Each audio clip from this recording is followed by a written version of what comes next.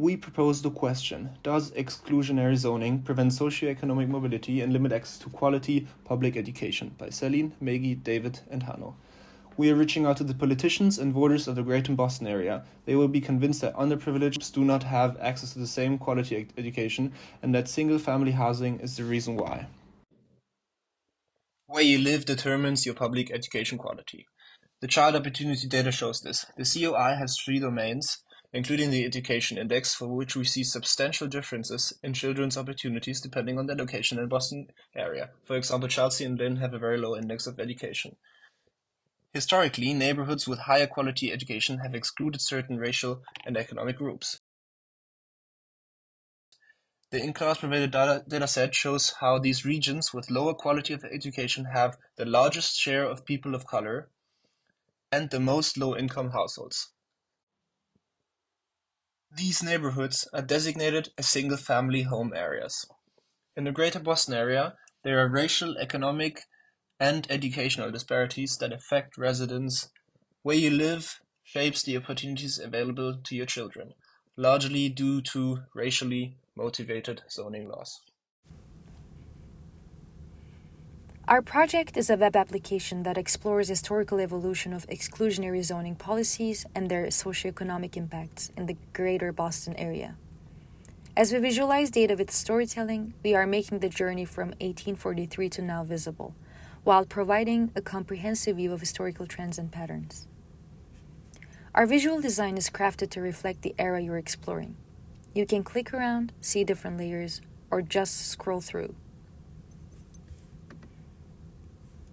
We have used React 3 Fiber for creating immersive, responsive user experience that adapt in real time. We chose to incorporate human cutouts. They are there to make the data humanized and real, connecting you to the people from the past.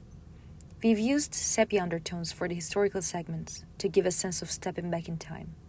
As you transition to the modern era, our design shifts to dark blue and indigo tones. We will continue to this color scheme through Mapbox.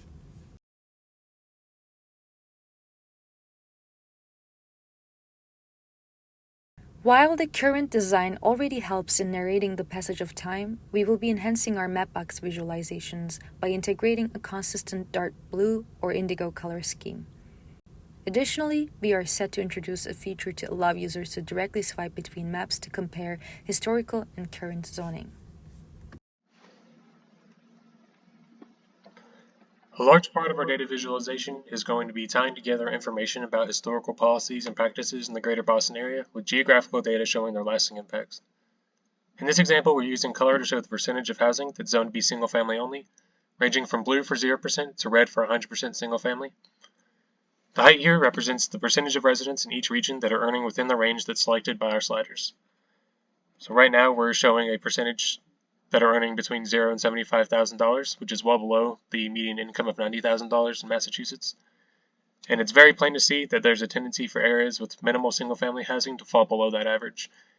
We can adjust the sliders to show any income range that we want, and they will automatically adjust to maintain our range. This type of visualization can be used to express many different points. We will be using it to show how the residential security maps that were used for historical redlining and segregation align very closely with the single-family zoning that still exists today. We're going to show how the population density in the areas that are low single-family housing, that are encapsulated by single-family zones, have changed drastically over the past several decades. We're going to show how people that live in these areas have much fewer opportunities, how children especially, using the 3 domains of the Children's Opportunity Index, how children that are born in these areas have much less chances to succeed. And we're going to show how historical segregation has been maintained, as the racial makeups of these areas have not differed very far from when intentional segregation was happening. These areas that are highly single-family housing, that were initially exclusive to immigrants and minorities, have maintained that trend and remains vastly more white than the surrounding areas.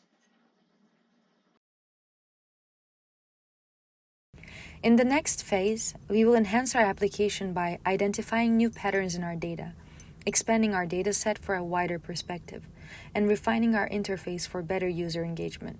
We will also upgrade our Mapbox features for a more interactive and informative experience. As we move forward, you will see how these elements come together to illustrate the impact of zoning policies in Boston. Our goal is to provide a comprehensive and immersive understanding of these changes over time. Thank you.